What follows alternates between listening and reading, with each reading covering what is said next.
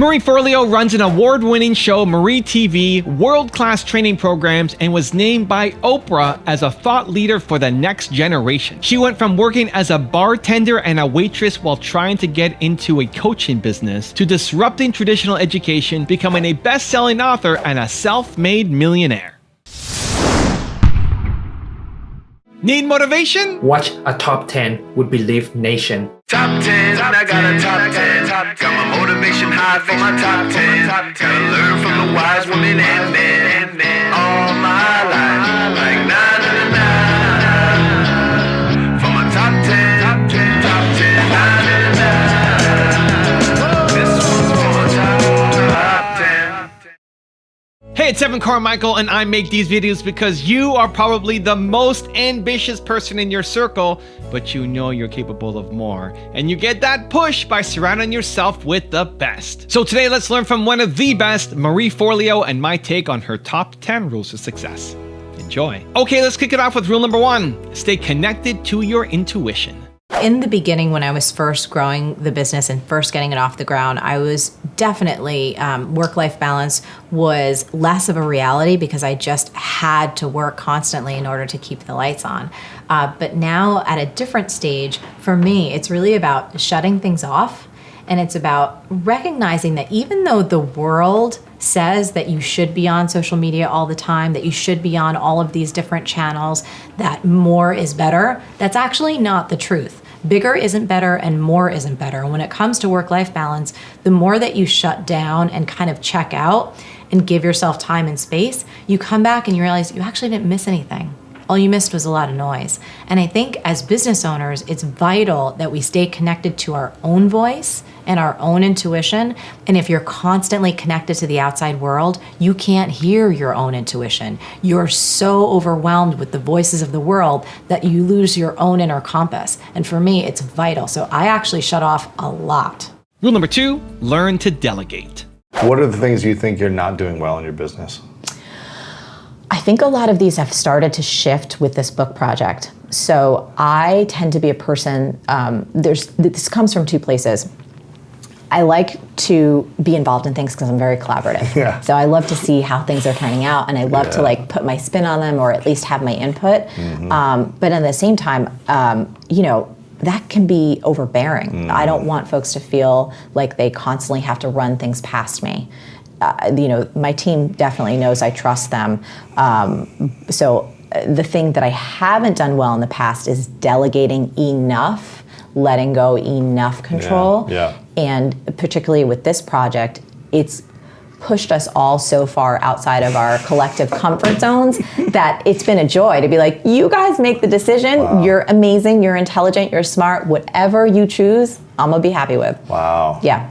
That's been good. It's hard to do to let go of that, right? It's been great. It's been good. It's been really great. Like the fact that I'm this like awake and happy and like in it right now speaks to my, kind of let go and let Jesus take the wheel. And in this case, Jesus manifests as my team. It's amazing.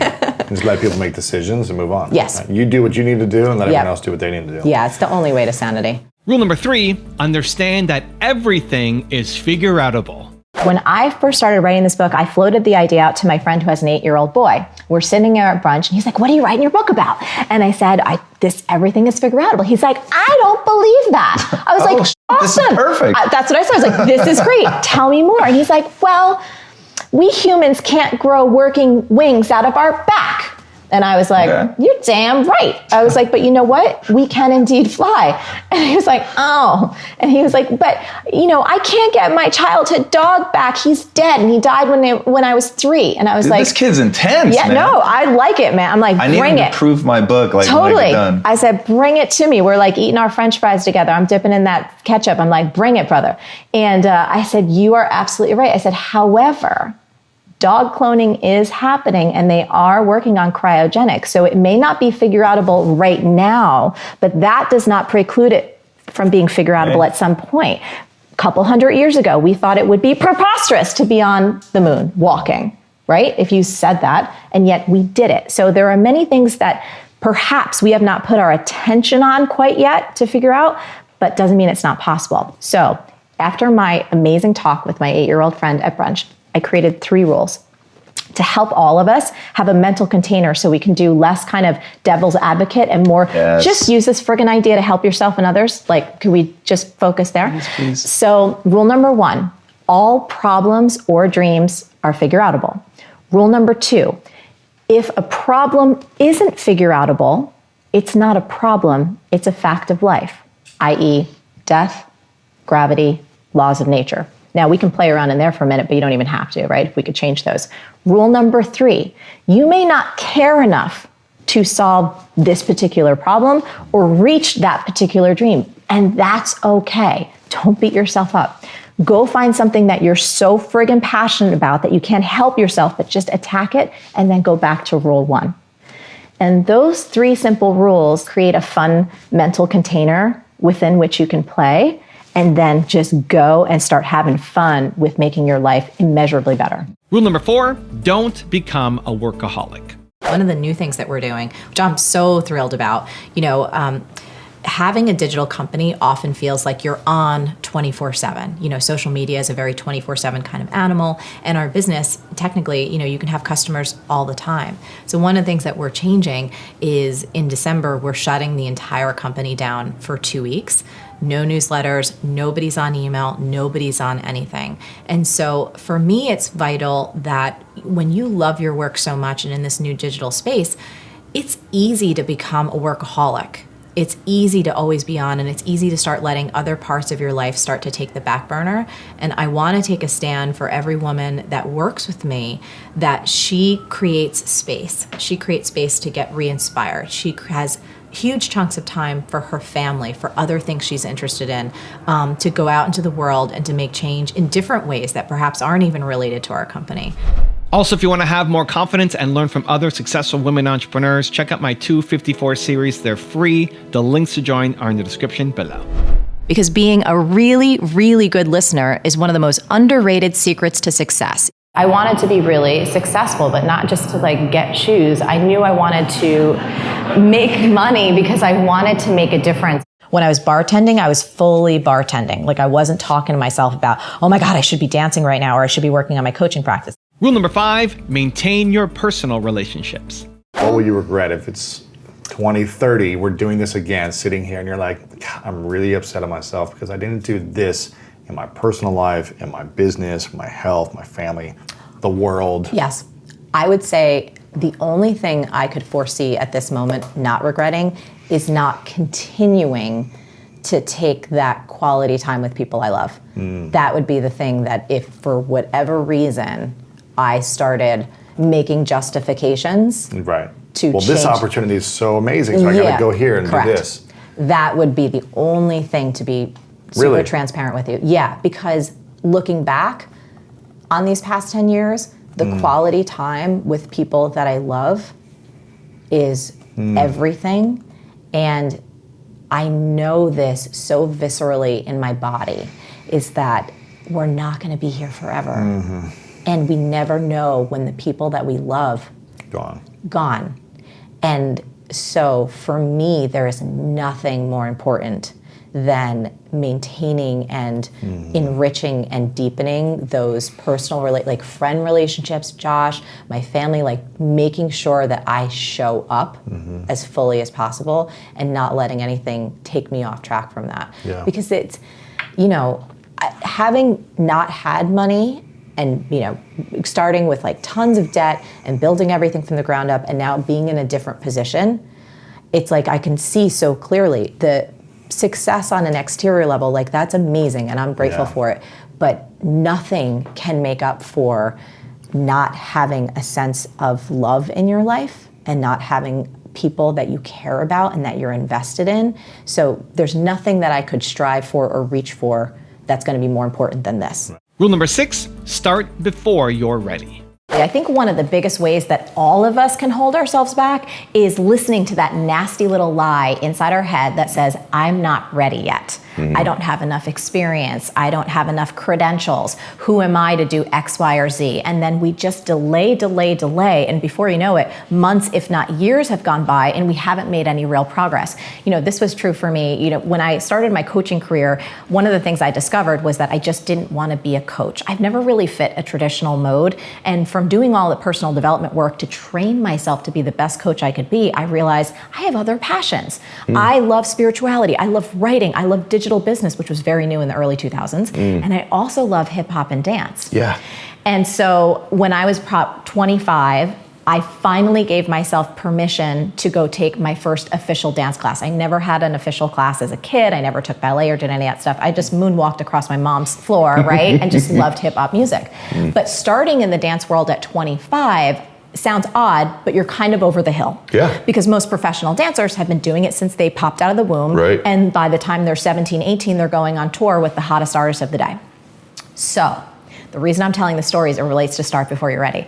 So I'd finally gotten up the gumption to go start taking classes. My teachers told me, they're like, you're pretty good. You should try and teach. And by the way, this was in a gym environment. So Crunch Fitness in New York City, that's where I was taking classes because I could afford it. Okay. And I started becoming a substitute hip hop dance teacher. And again, I didn't know what the hell I was doing. I just felt like I was out of place, but here's what happened. That's crazy. One of my first dance classes that I ever taught solo, when I got done with it, this woman walked up to me and I was still sweating. I was trying to catch my breath and she said, "You're really good." I was like, "Thank you, that's amazing." She said, "I work for MTV and we're looking for a choreographer / producer. I think you should come in and meet my boss." Now, Ed, in that moment, I was so green in the dance world. I didn't know what the hell I was doing. So my brain was going, I'm not ready for this. Yes. Why couldn't this opportunity come 2 or 3 or 4 years later when I know what the hell I'm doing? I'm better prepared. I could actually show up and maybe even land this gig. But here's what I realized.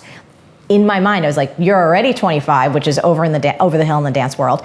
And the only chance you're ever going to have to see if this could actually be a viable career for you is if you do this. So I remember standing outside of the Viacom building in New York City, wanting to throw up in the trash can because I was so nervous because I didn't feel ready, but I pushed myself, finally got up to that office. I knocked on the door. I just did my best in the meeting. And you know what? I got the gig. So cool. And here's the thing. That one experience of being hired as a choreographer / producer, by the way, I still didn't know what I was doing. When I was working with dancers that had 10 times more experience than I did, I was embarrassed because I didn't know all the terms. I didn't perform I did the best I could do in that moment, but there were a lot of things that I didn't know. My naivete did show. However, my growth and learning curve, man, it skyrocketed. And that one experience changed the entire trajectory of my career. It led to me eventually becoming a Nike Elite dance athlete, one of the first in the world. It led to fitness videos, choreographing commercials for Nike and Reebok and all of this stuff that would have never happened if I didn't start before I was ready. Rule number 7, recognize that beliefs are choices. You had a quote about this, and you said, beliefs are the hidden scripts that run our lives. And that's one of those, if you could get people to really internalize the fact that right now, your whole life is being dictated by the beliefs that you have. Yes. How do you help people unwind those beliefs? How do you help them replace them with more powerful beliefs? Because that is like a layer of the operating system that is so wildly underappreciated that's almost always where I start with people. Yeah, it has to be. I think for all of us. I think the first thing for us to go to is that recognizing that beliefs are a choice and every choice can be changed. Yes. So beliefs are a choice and every choice can be changed. Do people react like you're crazy when you say that?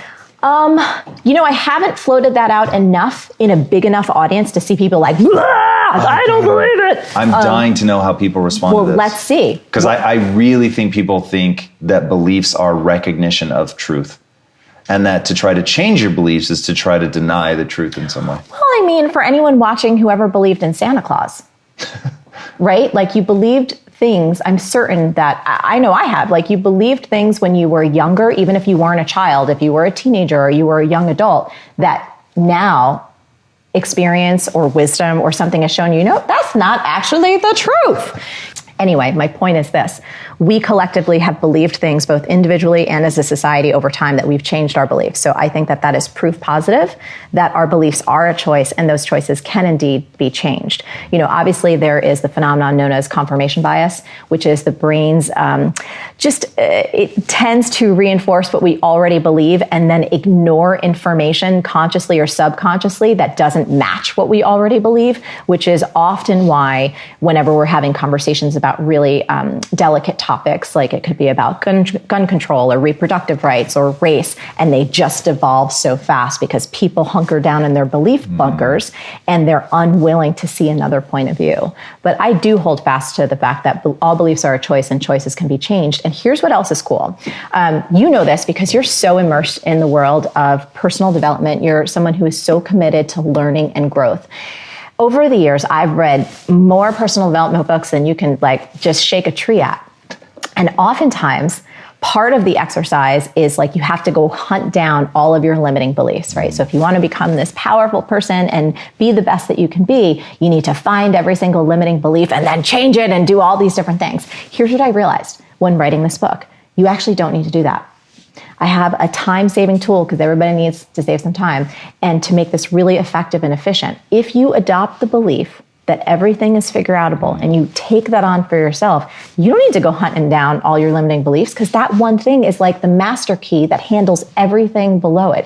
It's almost like flipping a switch in your consciousness where then everything else becomes possible. So let's say if you're like, oh, everything is figure-outable, you bump into something in your relationship that feels like it's problematic. You're like, oh, I could figure this out. You don't need to go necessarily looking for all those limiting beliefs. You may eventually uncover them and that's cool. You can kind of clean them out.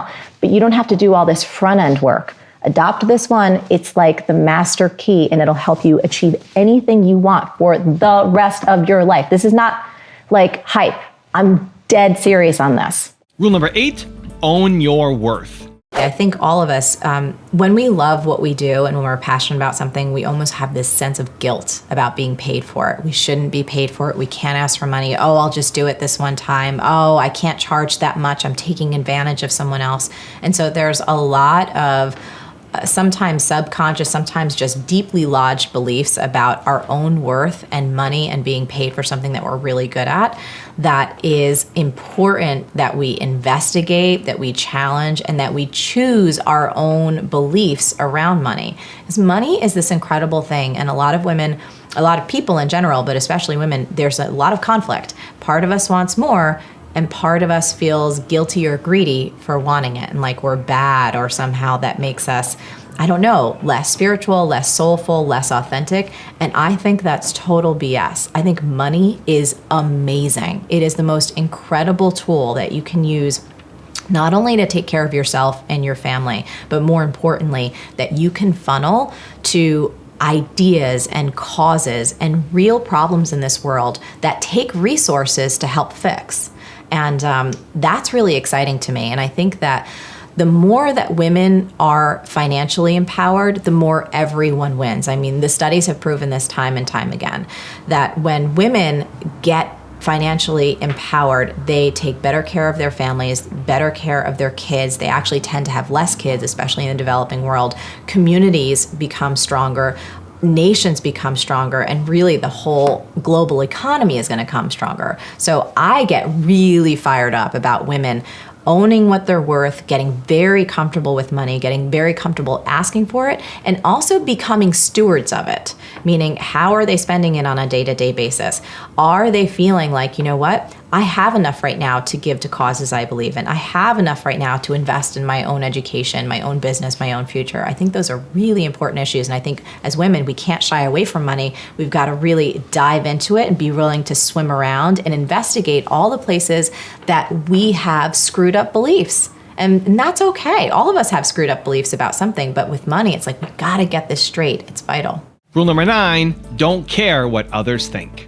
The more you care about what other people think, the more they own you. Mm-hmm. The more power they have over you. Yeah, and it's like, I want people to win. That's who I am as a person. I want people to win. I want them to be well. I want them to be successful. Mm-hmm. If there's anything that I could possibly share that even a tiny nugget of what I share helps them become more of who they want to be, then I feel I have done my job successfully. Do I have all the answers? Absolutely not. No way. No one has all the answers. But I do believe that what we create in our company and the programs we put together and the things that we share help people find their own answers. So I don't care. Yeah. I really don't care, because if someone is going to take the time to either make that comment or that judgment, my perspective would be that there's something in their own life that's not working that puts them in that position of feeling a sense of pain or feeling like they have to judge someone else to justify what's happening in their own life. Yeah. I just don't think that gets any of us anywhere. And rule number 10, the last one before a very special bonus clip, is focus on progress, not perfection. So many of us, we want to do our best, so we have high standards, and all of those things are wonderful, but there is a distinction between having high standards and performing at your best and suffering from perfectionism, which in the extreme can actually be deadly. So there's some research out there, and this is sad, but it's important to know. When they started talking to folks who had a relative who recently took their own life, they discovered that in over 50% of the cases, without prompting, the relatives described that person who's no longer here as being a perfectionist. Wow. They could never meet their own standards. They never felt like they were good enough. Yes. And when that roots in on a deep level, you can understand how someone could feel that depressed and feel that lost and feel like nothing they ever do could ever match up. So it's a real thing. And for me, I have strains of that, and I'm so happy, age and experience, you kind of see the world in a different light. But the thing that's helped me the most and what we focus on in the book is this idea of focusing on progress, not perfection. When that's your metric for success, did I learn something today? Did I make an inch of progress, even if it doesn't look like progress? So there's actually a great graph in the book. Yes. I'll see if I can describe it here. I love this. So people imagine that progress kind of looks like this. You start out here and you're just new at something, and then you inch up and inch up and inch up and inch up and inch up and inch up, and it's almost like this straight line to get to your goal. When in reality, progress kind of looks like this. You start here as a neophyte, and then you maybe inch up, and then you take 5 steps back, and then you go way down, and then you swirl around, and you go up and down, and it's just this incredibly squiggly line where there are setbacks. You absolutely feel like maybe you've taken 10 steps back, but that's still progress. So true. So when we're focusing on progress, not perfection, it's a really great way to keep your action in perspective and to keep moving forward, because perfectionism really just keeps people spinning their wheels.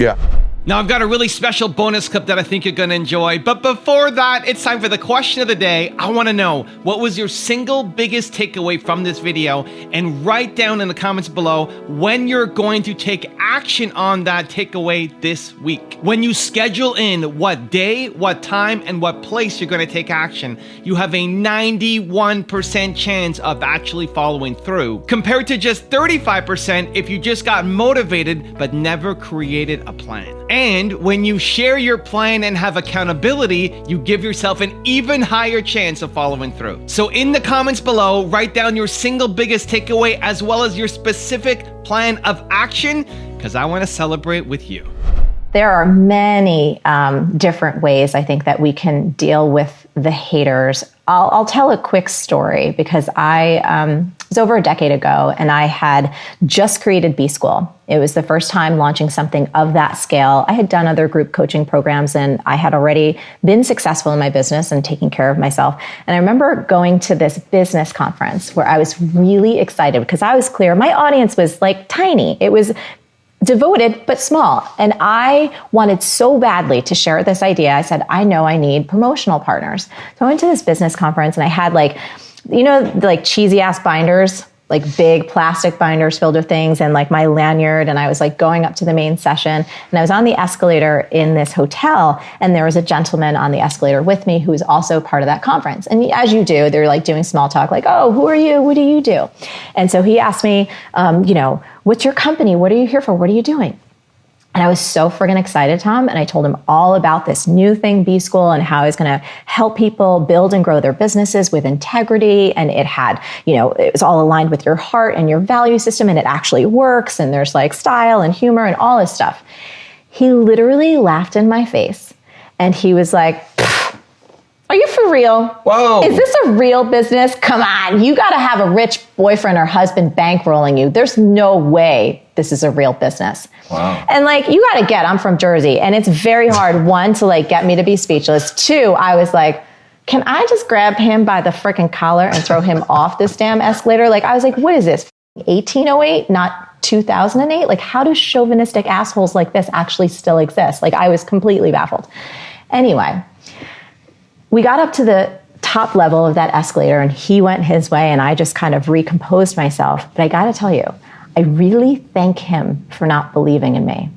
I call it you fuel, because in that moment, I had such a big FU in me that it fired me up to spend the rest of my time at that conference doing everything I possibly could to make my program a success. Do you know what I mean? And so I hustled even harder. I was even more charming and trying to be persuasive as I possibly could be, because I was so motivated to prove that asshole wrong. And I completely get, as a coach, like having that kind of FU fuel as a long-term motivation is not healthy. But I also think in the moment, we have to work with what we have, like to just alchemize the anger, the frustration, someone putting you down, and to use it as a positive and productive vehicle to help you move ahead.